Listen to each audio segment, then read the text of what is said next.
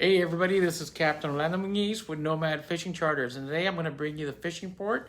It's May 19th, 2023, and like always, I like to tell you a little bit about the weather. Big change in the weather is it hasn't been as quite as windy lately. It's been pretty calm all week, so the weather's been nice. We are getting more into that summertime pattern where it's hot and muggy during the morning, and then we get the afternoon thunderstorms. So you have to be a little careful when you're out and kind of time those storms. Try to be back at the dock, by the time they roll in, or, if you're brave, you want to wait them out, you can. With that said, some of the changes that are also happening with the fishing, we're getting more into like the summertime pattern. And one of the cool things that happened this week is that we went back in time. Years ago, mahi would always show up around May and early June. May and early June to target mahi. And the last few years, it seems like the mahi have been showing up later and later. It seems like we don't even start mahi fishing until like July and August, and then they will stick around later than they used to, all the way into like October, sometimes even early November. We're still catching mahi. This year, it seems like they're here early, or not really early, but the way they used to come in, which is around this time of the year. Just last week, somebody was asking me, are the mahi in yet? And I was like, we're not going to see any mahi until July. And this week they popped up. Captain Art was out early in the week with some customers, and he stumbled upon a pretty large school. There was probably 100 fish in it, and he sent me some videos. Pretty cool to see, but they were small fish. But I did get some reports from other boats that are finding other schools. Some are small fish. Remember that these fish grow fast, so the fish that are not keepers this week, in a month from now, they will be keepers. So that's good news. Those fish are all migratory, so they're not going to be here in a week. They'll be somewhere else. But hopefully there's more fish coming down our way or coming up our way that we'll be able to catch. I did get reports from other boats that there are some schools of keepers around too.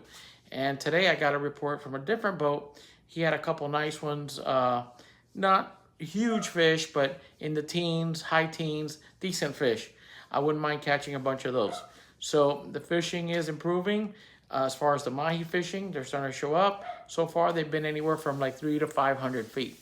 The other good news is the blackfin tuna are still around in good numbers. A few days ago, some boats got into like double digits, and they've been pretty consistent. If you put in your time, you can catch a couple of them on any given day. If you fish the twilight hours or the low light hours, late in the day, your chances go up 100%.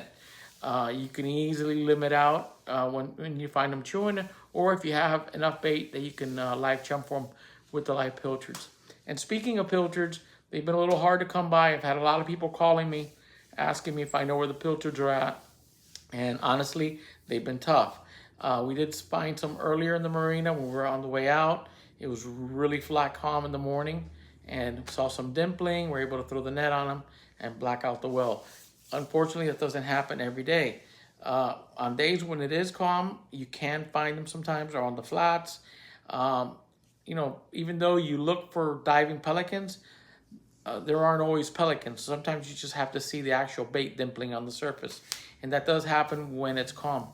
On days when you have a very light wind, or like a westerly breeze of some sort, southwest, northwest, whatever, or straight west, it'll get really flat calm along the beach. And a lot of times with the sabikis, you can load up on nice threadfin herring. We had a trip a few days ago it was like a late trip, and we decided to stop on the way out and try a couple of spots for herring. And we did find some nice jumbos, and they paid off good for us. So right now it's kind of tough. You have to work for them. There's some ballyhoo around on the patch reefs, some pilchards in shallow in the bay and stuff like that. And then some herring as well and stuff like that. So you got to work for it. If you don't want to put in the time for the bait, you could always buy some from one of the local bait dealers. They usually have some for you. What else as far as the fishing? There's still a few sailfish around, and the bottom fishing has been okay. The further you go south, the better it gets. I know down in Key West, they've been slaying the muttons. Even though the limits and limitations have gotten a lot stricter, and there's some areas that are closed to fishing, there's still a lot of good fishing for mutton snapper down there. So that's pretty much it. If you're planning to go out this weekend, it looks like the weather is going to be pretty nice.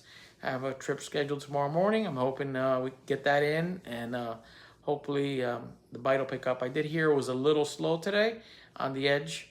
Hopefully it'll pick up tomorrow, and hopefully that current picks up. It's been pretty light the last few days. Well, guys, hope you enjoyed the fishing report. Until next time, my name is Captain Orlando Muñiz with Nomad Fishing.